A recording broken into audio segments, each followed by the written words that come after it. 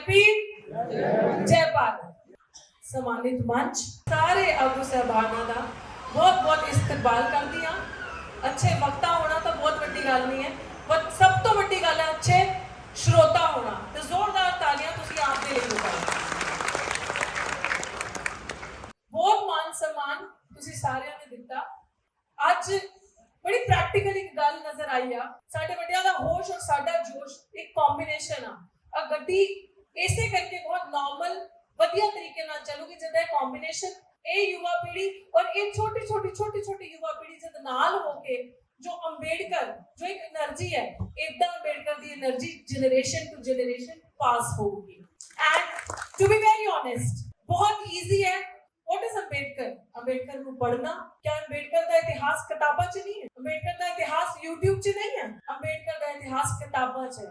अंबेडकर का इतिहास YouTube च है। अंबेडकर का इतिहास तुसी सारियां तो सुन सकते हो, सारे ही पढ़े हैं and it is very easy Ambedkar को मानना बट वेरी डिफिकल्ट अंबेडकर की मानना। सो आई विश एंड बिलीव कि ਅਸੀਂ ਸਾਰੇ एक अपने दिल which the vacuum the things जो मैं फील कीतियां ने, जो चीज मैं फील कीती है 6 महीने लगातार सड़क पे संघर्ष करके कि अपने आप को सवाल करती सीगी कि ऐसा क्या हो गया कि आज भी इन्हें धक्के खाने पै रहे। वी टॉक अबाउट 21 सदी 21st century, we talk about women empowerment.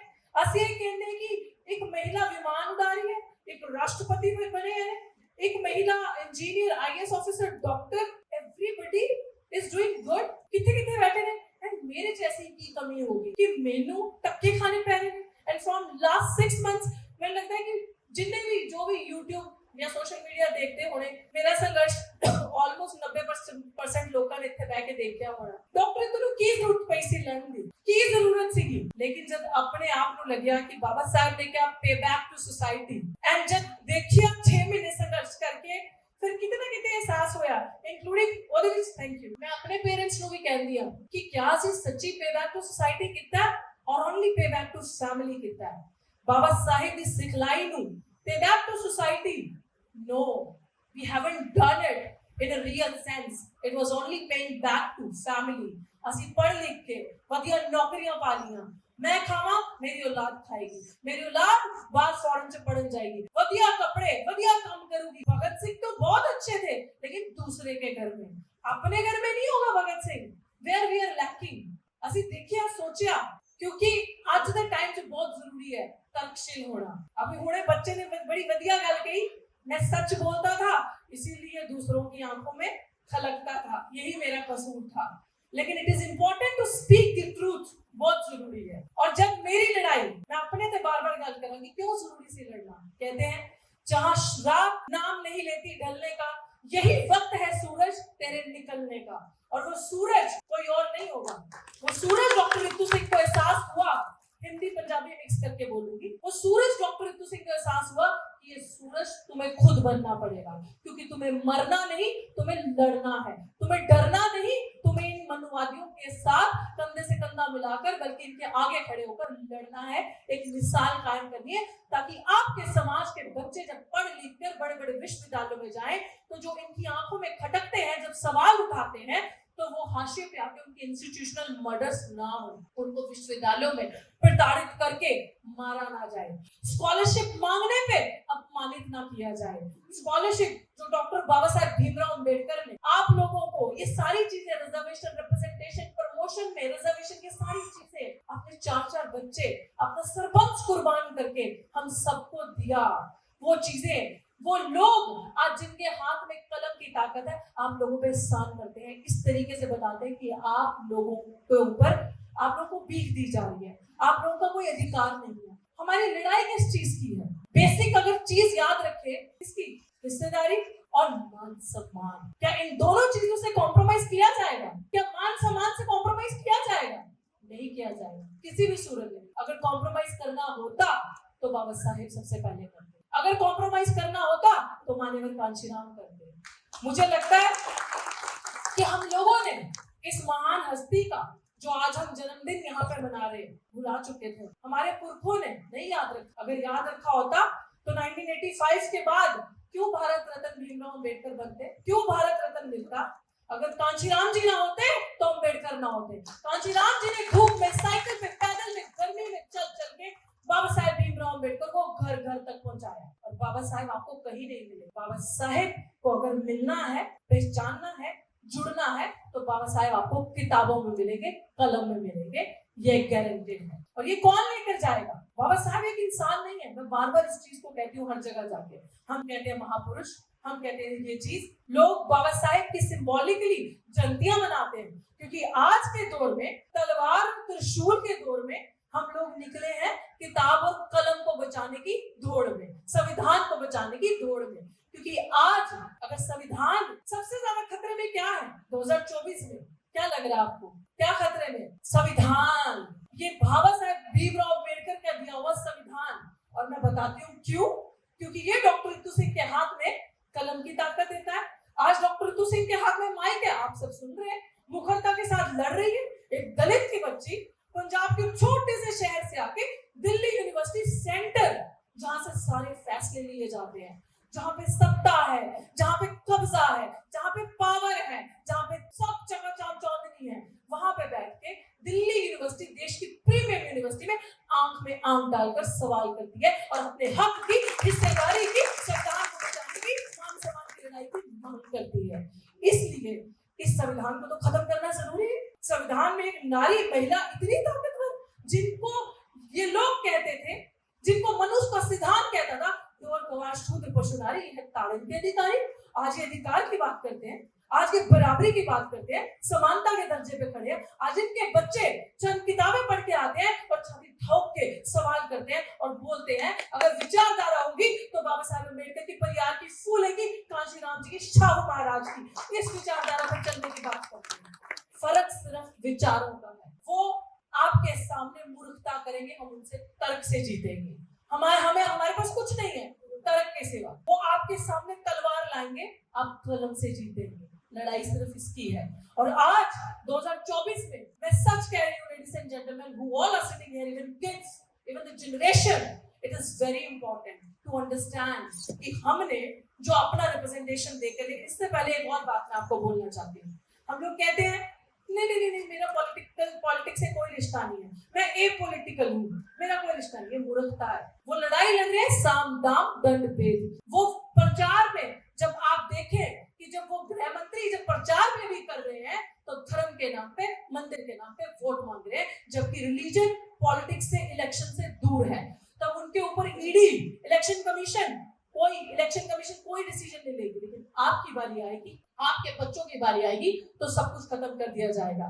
लेकिन आपको जागरूक होना है। और खासकर इस पंडाल में, जितनी इस जगह पे, इस हॉल में महिलाएं बैठी, हमारा एग्जिस्टेंस किसने दिया? किसी मंदिर ने दिया, किसी ग्रंथ ने दिया। I am not against any religion, I am not at all against, because Dr. Bhimrao Ambedkar has given religious freedom to each and every one, and religion is your personal matter.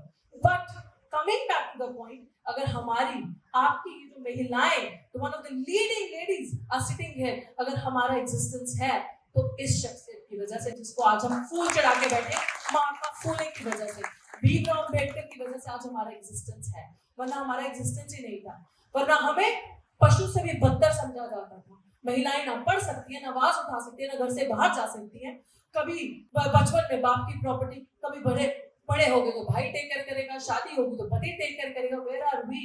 Doctor Ambedkar has given us equal status, समानता से जियो। और अगर आज आपको कोई छेड़े तो आंख में आंख डाल के, जिस उंगली से छेड़े उस हाथ को सेल्फ डिफेंस में साथ लेके आ जाओ।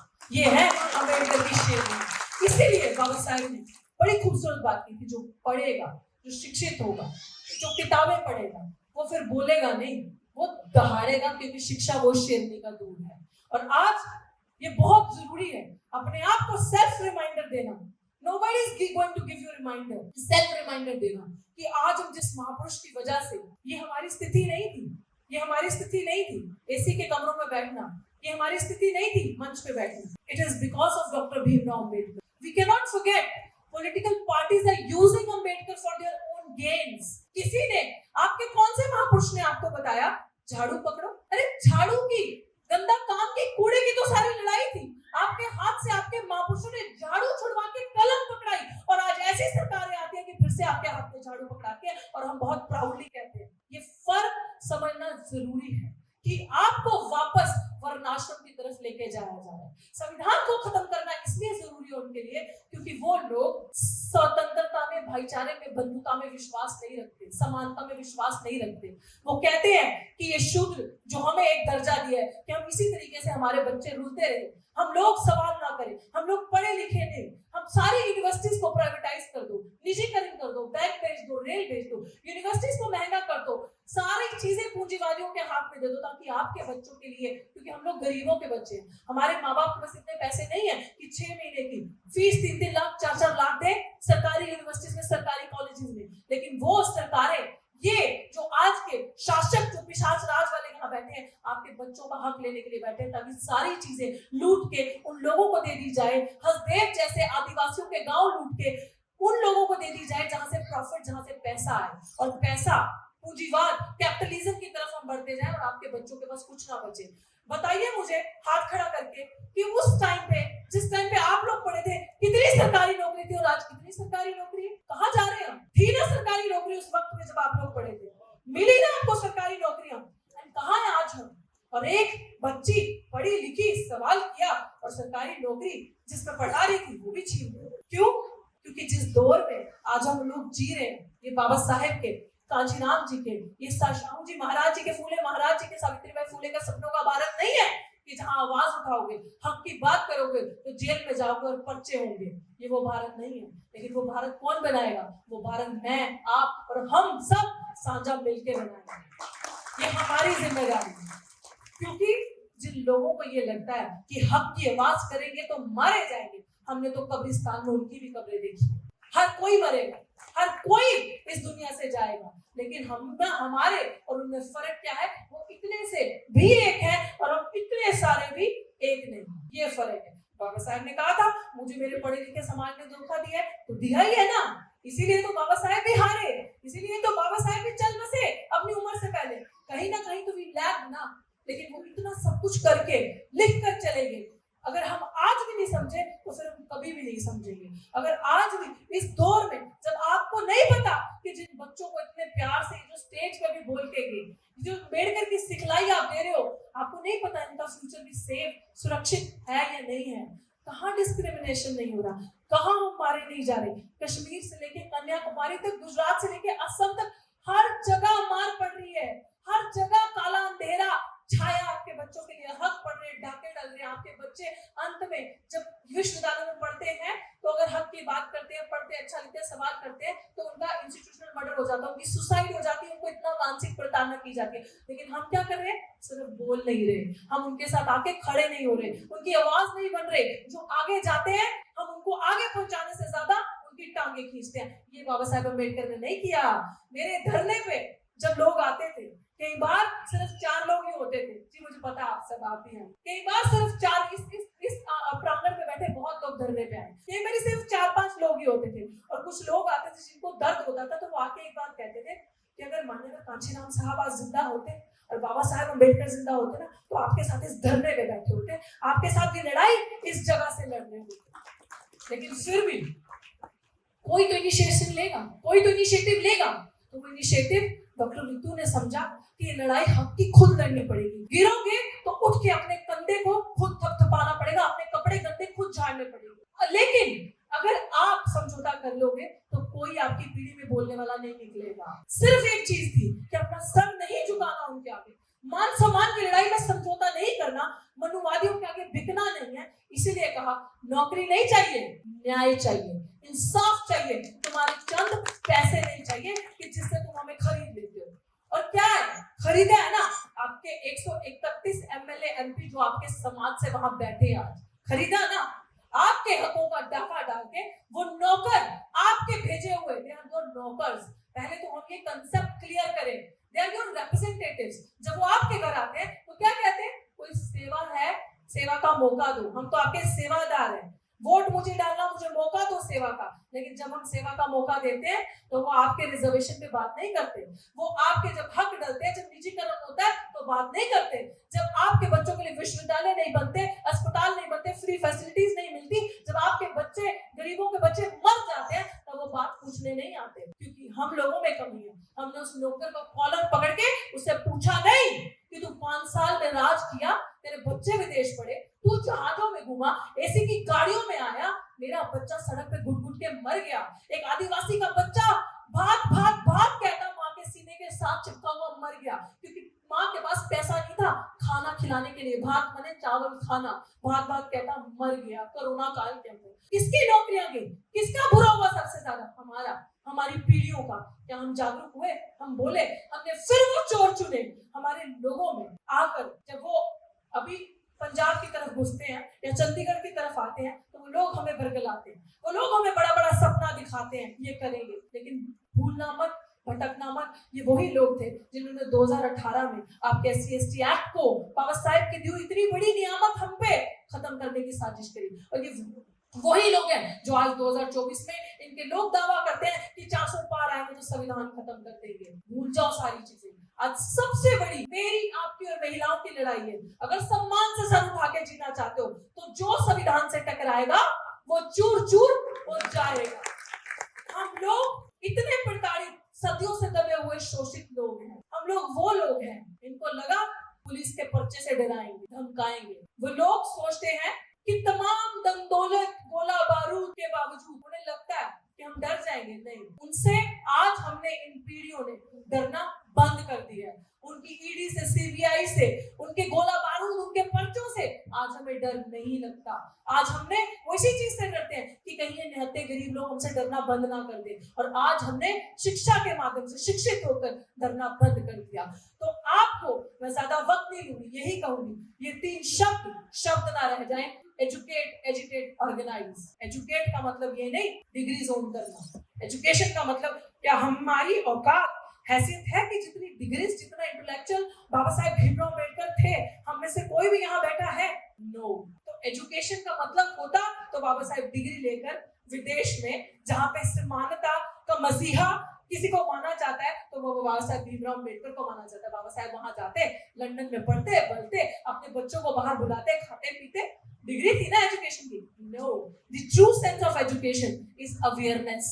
हमें अवेयर होना है कि हमारे आसपास क्या हो रहा है, किस तरीके से डाका डल रहा है, और कैसे चोर को पकड़ के सरेआम मुंह काला करके, गंदा करके बताया जाए कि तूने मेरे बच्चों का हक खाया, तुझे दोबारा नहीं लाएंगे, तूने संविधान को खत्म करने की बात करी। That is true sense of education and educate. अगर हमारा साथी, आप लोगों को लगे कोई प्रताड़ित, शोषित, कोई जुल्म के खिलाफ आवाज उठा रहा है, कोई सड़क पे लड़ रहा है, तो उसके साथ आओ और संघर्ष करो, एजिटेट करो और ऑर्गेनाइज। आज हम है ही। ऑर्गेनाइजेशन का मतलब कि ऑर्गेनाइज, संगठित होना। लेकिन उससे भी बड़ा जो मुझे आज एक चीज लगती है कि अगर दूर हमारा कोई भाई बहन बंधु छूट गया है, कि उसके पास पैसा नहीं है, रिसोर्सेज नहीं है, तो उसको भी साथ लेकर अपने साथ ऑर्गेनाइज किया जाए, अपने साथ रखा जाए, उसकी भी बाजू पकड़कर। अगर इतना हिस्सा है तो हम तो आधे से ज्यादा लोग सिख परिवार से हैं, तो आप सबको पता ही है हमारा सिद्धांत कि दसवंत देना, कि वंड छकना, बांट के खाना।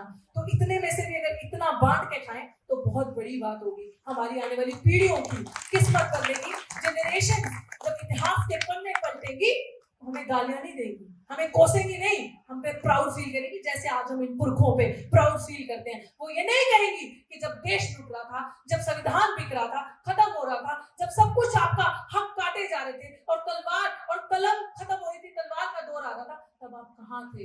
आप कौन सी गफलत की नींद में सो रहे थे? चलो एक प्रण लेते हैं कि अपनी आने वाली जनरेशंस हम पे प्राउड फील करें कि हाँ, ये किताबों में हमारे पुरखों का नाम है, इन लोगों ने हमारे लिए लड़ाई लड़ी और आज हम मान सम्मान से सर उठा के चल के जा रहे हैं। इसीलिए दिल्ली विश्वविद्यालय की लड़ाई लड़ना इतना जरूरी था कि आज अगर किसी दलित बच्चे को, आदिवासी ओबीसी के बच्चे को छुएंगे ना, तो उन्हें डॉक्टर रितु याद आएगी, उन्हें डॉक्टर रितु का मचाया हुआ वो कोहराम याद आएगा। दोबारा किसी डॉक्टर रितु को हाथ तक नहीं लड़ाएंगे। और मैं बार बार ये चीज कहती हूँ कि साथियों, हम सबको पढ़ना है डॉक्टर बाबा साहेब भीमराव अम्बेडकर की तरह और लड़ना है भीमा कोरेगांव की तरह। बहुत बहुत शुक्रिया। जय भीम, जय भारत।